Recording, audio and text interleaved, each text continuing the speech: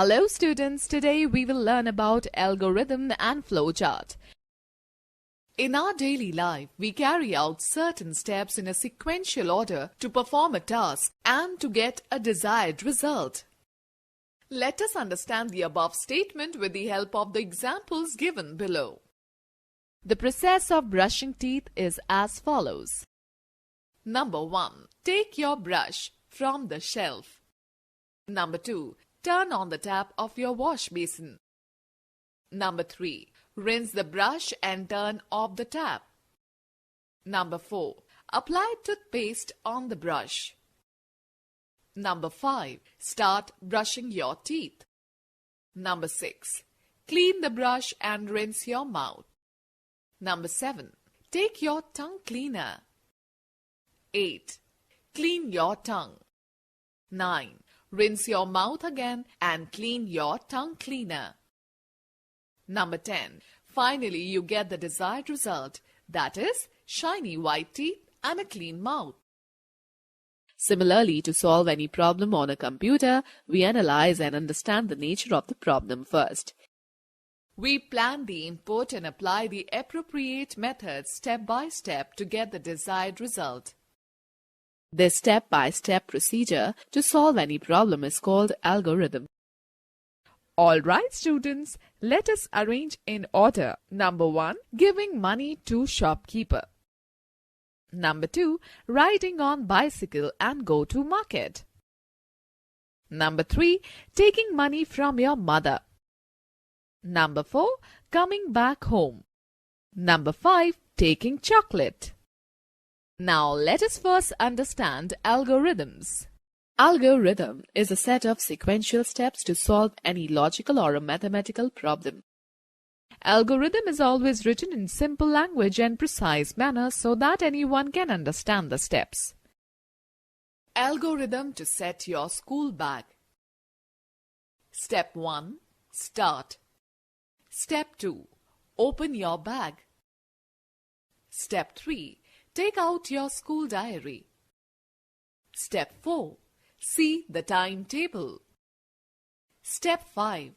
Go to your bookshelf.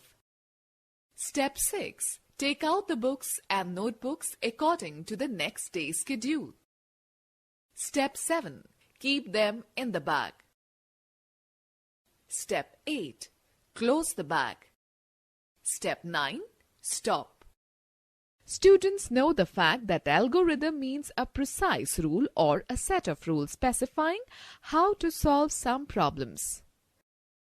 Example 2.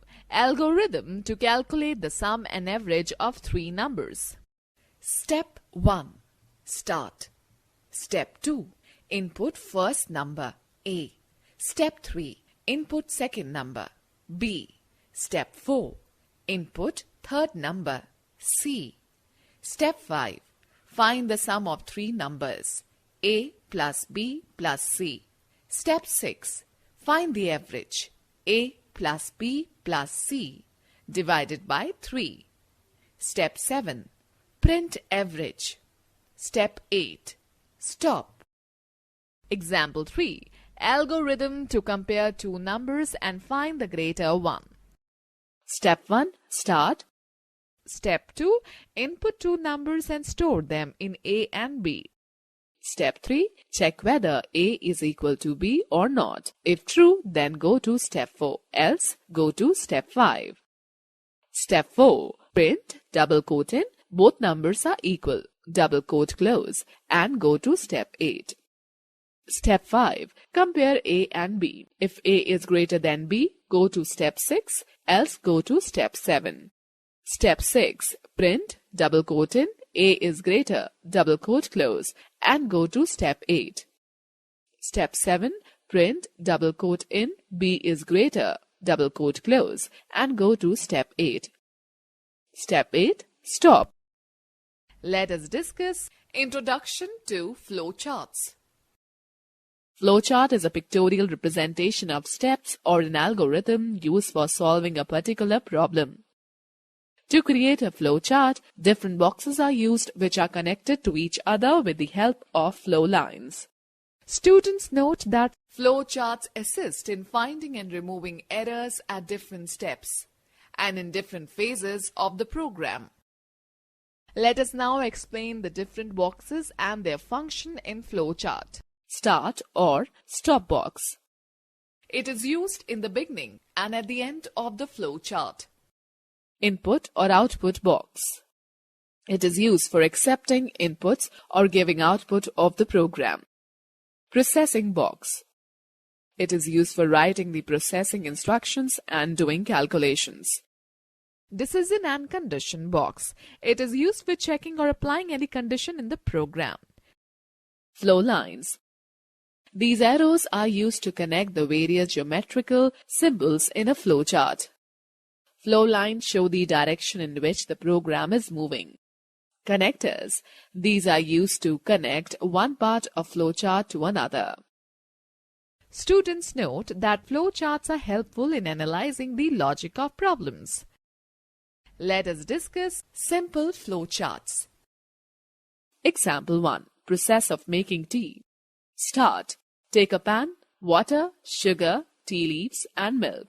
Put a pan on the gas burner and pour water into it. Turn on the gas burner. Add some tea leaves when water boils. Add some sugar and milk.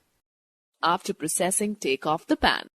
Strain it in a cup and serve the hot tea. Stop. Students can explain the process of preparing a vegetable sandwich. Example 2. Calculate the sum, difference and product of two numbers. Start. Input two numbers A and B. Sum equal to A plus B. Print sum. Difference equal to A minus B. Print difference. Product equals to A into B. Print product. Stop. Let us know more. The general direction of flow in any flowchart is from top to bottom or left to right. Example 3. Draw a flowchart to find the greater number among the two numbers A and B. Start. Input A and B. Is A equals to B? If yes, then both numbers are equal. Stop. If no, then is A greater than B? If yes, then A is greater than B. If no, then B is greater than A. Flowcharts become complex if the program logic is complicated. You may be required to draw the flowchart again if it needs alterations. Let us quickly glance through the key points discussed in this chapter. An algorithm is a step-by-step procedure to solve any problem. An algorithm is written in a simple language. A flowchart is a pictorial representation of the steps to solve a problem. It is helpful in analyzing the logic of a problem. Start or stop box is used in the beginning and at the end of the flowchart.